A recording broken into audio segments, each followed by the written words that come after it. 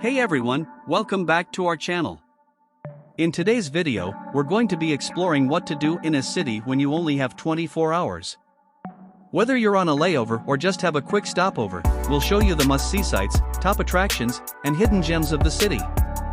From famous landmarks to local hotspots, we've got you covered.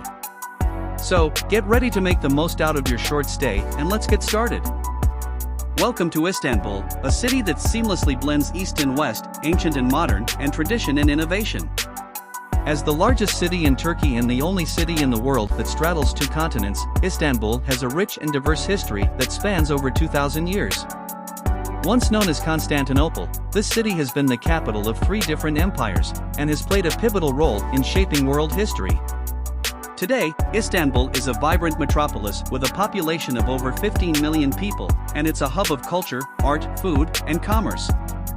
Join me on this journey as we explore the sights, sounds, and flavors of Istanbul, and discover why it's one of the most fascinating cities in the world.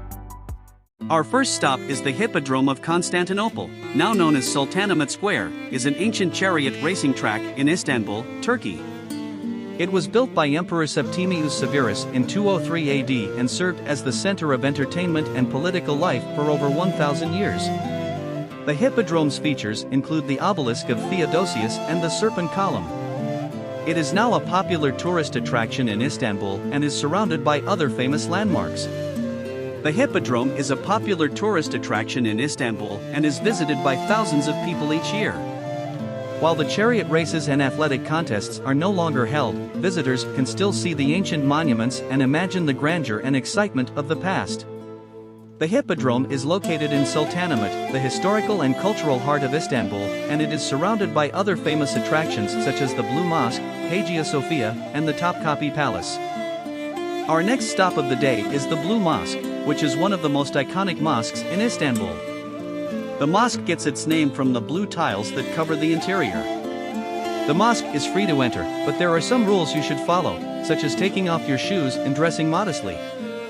Next to the Blue Mosques is the Hagia Sophia, which is one of the most impressive structures in Istanbul. The Hagia Sophia was originally built as a church in the 6th century, then converted into a mosque during the Ottoman Empire, and was once a museum. Today, it is used as a mosque with visitors allowed in to view the amazing architecture and history. If time permits, head to the Topkapi Palace, a magnificent example of Ottoman architecture whose sprawling grounds are a must-visit for anyone interested in Turkish history and culture. The palace was once the residence of the Ottoman sultans and their families, and it is now a museum that showcases the opulence and grandeur of the Ottoman Empire. The palace grounds are a vast complex of buildings and courtyards, and visitors can spend hours exploring the different sections. One of the most impressive parts of the palace is the harem, where the sultan's wives and concubines once lived. The harem is a maze of rooms and courtyards with ornate decoration and beautiful tiles.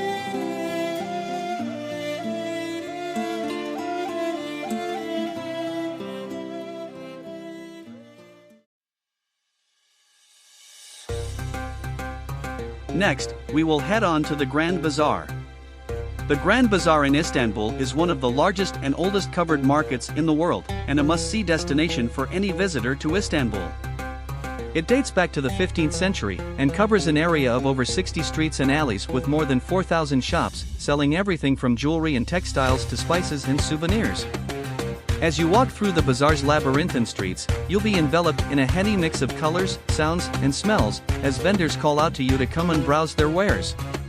It's a sensory overload that's hard to resist, and it's easy to lose yourself for hours in the maze of shops.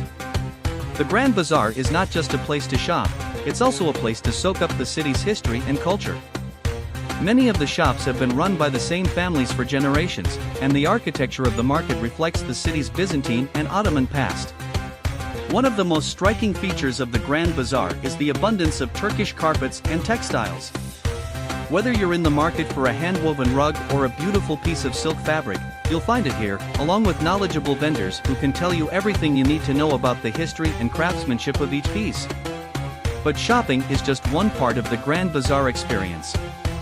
There are also a number of cafes and restaurants where you can stop for a break and sample some of the city's delicious Turkish coffee and sweet pastries. I recommend you have a meal at the famous Nusreti Steakhouse where you will enjoy a well-prepared steak or lamb chops.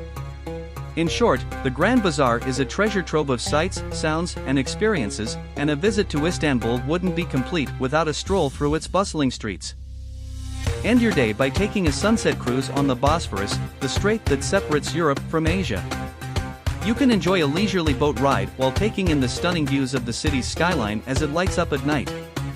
Finally, a stroll along Istanbul's famous Istiklal Avenue can be a great way to end the day.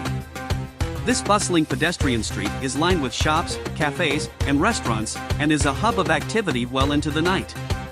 No matter how you choose to end your day in Istanbul, one thing is for sure, you'll be left with memories that will last a lifetime. Thank you for watching, and don't forget to subscribe to our channel for more travel videos.